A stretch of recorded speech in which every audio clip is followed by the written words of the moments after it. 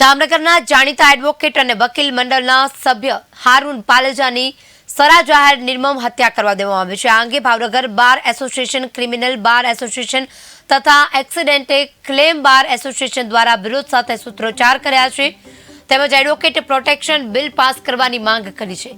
નિર્મમ અને તૃણાજનક કૃત્યના બનાવને લઈ ભાવનગરના ત્રણેય વકીલ મંડળોને સખ્ત શબ્દોમાં વખોડી કાઢી હતી અને હત્યારાઓની તાકીદે ધરપકડ કરવા તંત્રને અનુરોધ કરવામાં આવ્યો છે।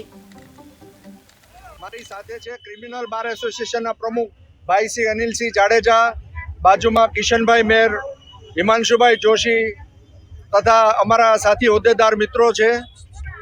જામનગર મુકામે એડવોકેટ હારૂનભાઈ પાલેજાની જે રીતે ઘાતકી હત્યા કરવામાં આવી છે એને Bhavnagar bar association, criminal bar association તથા એક્સિડન્ટ ક્લેમ બાર એસોસિએશનના તમામ વકીલ મિત્રો આ બનાવને સખ્ત શબ્દોમાં વખોડી કાઢે છે।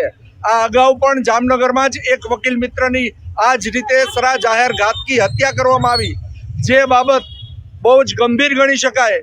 આજે એડવોકેટ પણ જો આ સમાજમાં સેફ ન હોય તો સમાજમાં જે વ્યક્તિઓ ન્યાય અપાવે છે એ વ્યક્તિઓની ઉપર પણ આવી રીતે ઘાતકી હુમલાઓ થતા હોય અને એમના મૃત્યુ નિપજતા હોય તો અત્યારે અમારી સૌપ્રથમ માંગણી એવી છે કે એડવોકેટ પ્રોટેક્શન બિલનો તાત્કાલિક અમલ કરાવવો આ સરકારમાં જ ખૂબ જ જરૂરી છે।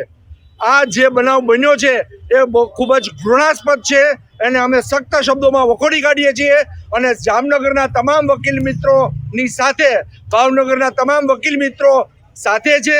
એના અનુસંધાને આજરોજ Bhavnagar bar association, criminal bar association તથા એક્સિડન્ટ ક્લેમ બાર એસોસિએશનના તમામ વકીલ મિત્રો તમામ પ્રકારની કોર્ટ કાર્યવાહીથી આજરોજ અળગા રહ્યા છે।